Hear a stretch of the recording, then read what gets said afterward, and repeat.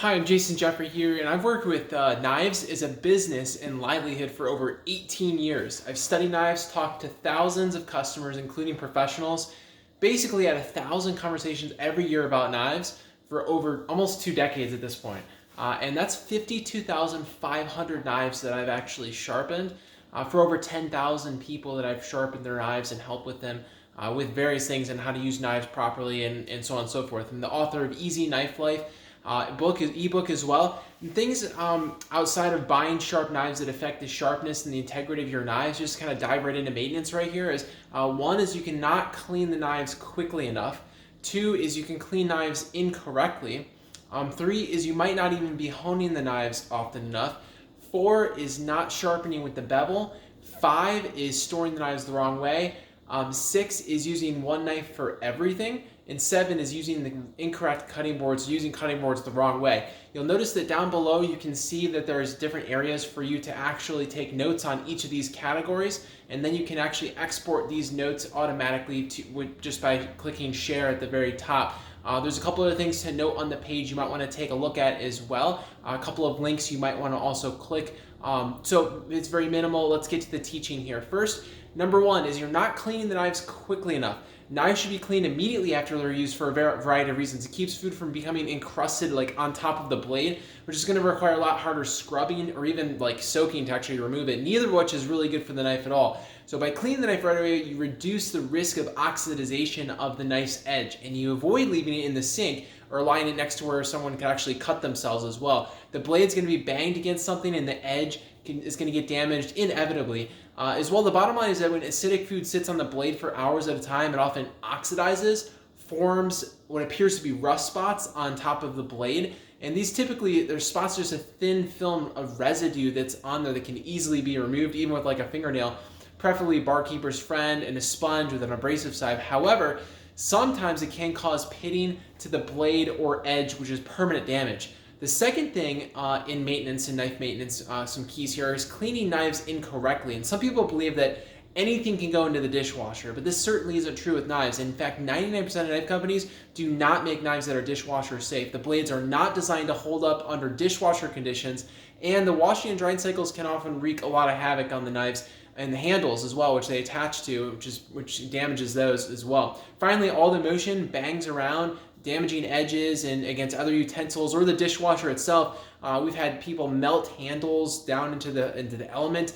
So always hand wash your knives if at all possible. Number three, little key here is not honing the blades often enough. So people often discuss knife sharpening, but honing is more critical and often neglected. Sharpening is done infrequently. Honing should be performed regularly, and it's much easier to execute. Sharpening is going to remove metal and material from the blade itself, reshaping the edge to a finer point. Honing is simply aligning the steel fibers at the very edge to make it sharp again. You've probably seen a cooking show where a chef uses a sharpening steel against a knife and adds a little bit of flair in doing so. That's called honing. It should be done regularly. It doesn't hurt the blade to do it every time you use one. A couple of keys to help you assist this are A, figure out directly from the knife company the angle of the knife edge that you have. Then, ideally, using a handheld tool to get the correct angle or grab one directly from the company if you don't have one that can be adjusted to the correct angle.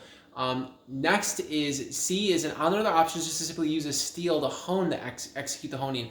The steel is what looks like a metal pole, and it has a handle at the bottom that you can hold and interact with that steel at the knife edge.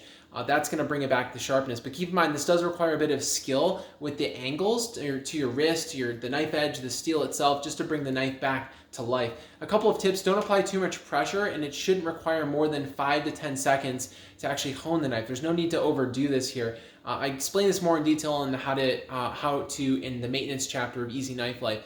Number 4 is not sharpening with the bevel. Bevels are essentially the final incremental angle of the blade leading to the knife edge down below the edge. Single bevel, double bevel blades need to be sharpened differently. So confusing them can ruin a knife edge as well. So blades are either single bevel or they're double bevel, or the edge of the knife is actually the cutting point. The bevel is the angle that leads up to the edge. Now, most European style knives and most knives in general are double beveled, which means they're going to be sharpened on both sides of the edge that lead down to the V point. The majority of Japanese style knives are single bevel, which means that only one side of the edge is actually sharpened, and that's the only side that should ever be touching the sharpener, and the other side's not sharpened.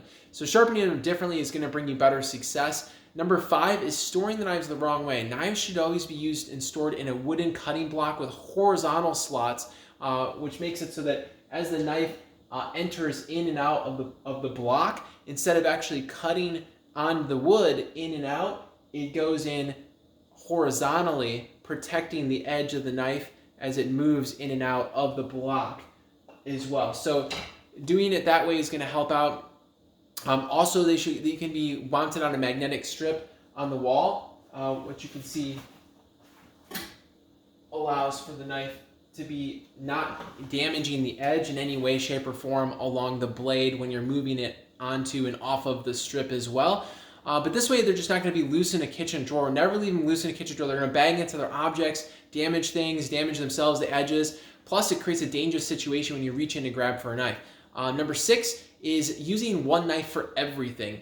Not only is this dangerous, but using the knife and the end of like a screwdriver, pound a nail in, or holding when you're using a hammer, if you're using the wrong thing, instead of a hammer, using the butt of a screwdriver to put a nail in, that can be dangerous as well. It just wears the knife down quickly as well. Using the wrong tool went for the wrong thing. Forcing a round peg into a square hole is doable. However, why force anything, especially when we're eating every day? So it just makes sense to use one knife for everything if we only did that once a year or rarely ever did that thing. However, using knives almost daily, it simply doesn't make sense to own only a few knives, because we're using knives all the time. Having the right tools actually worth the investment, because it's easier to maintain the knives themselves, safer, saves time when cutting, and the more the tools in the kitchen that you have that you're going to be having to use, the easier it is and the less damage to the knives that occurs when they're used improperly for the wrong thing. So the correct shapes cut more effortlessly in all their designated tasks, maintaining the edge, and sometimes even not even barely dulling it at all.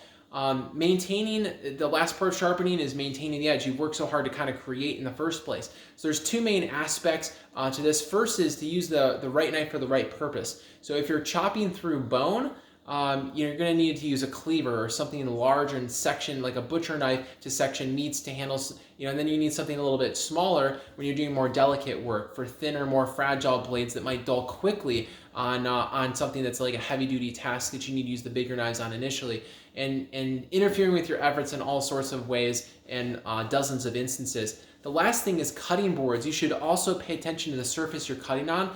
The best options are wooden or plastic boards. These have enough give that they don't dull the edge, while glass and granite cutting boards, those are actually going to do a massive amount of damage in comparison. If you have granite countertops, it can be tempting to use them as a cutting surface, but this can damage your knives horribly. Corian and bamboo, or other very hard wood, also damages the knives unnecessarily. The bottom line and the general rule here is that it's pure physics. If something has to give, it's either going to be the knife edge that's going to give, or it's going to be the cutting board that's going to give. And you want it to be the cutting board that's going to give, rather than your high quality handcrafted tools. Well, I hope you have high quality tools for things that for the tools you're using every single day. Even if we don't cook every day, we're still eating on the daily. So but yeah, you just want to avoid those hard surfaces, obviously, to protect the knives and the edges of whatever types of knives you do have. Default to softer wooden boards or plastic cutting boards, which still give you a firm, stable surface but are more forgiving to your edge. It's just make sure you're cleaning the wood properly. Wood used to be alive. It's got holes in it. It's porous, so it absorbs everything. Certain companies make boards that expand with heat, such as in the dishwasher. Thereby, they'll expel any food or etch marks and any etch marks that you have, yielding a clean cutting board while you're still able to protect your knives, because the knife's actually cutting into the board. Where you see the etch marks, that's good, because it's not damaging the knife, it's damaging the board. So, but you want to have it be sanitary as well. There's hundreds and likely thousands of examples and cases where my clients have implemented these 7 things in their kitchens with a bonus tip, and extended the longevity of the sharpness of their knives, the protection of the edge, that prevented the blade and handle damage, and ended up with a happier and easier knife life.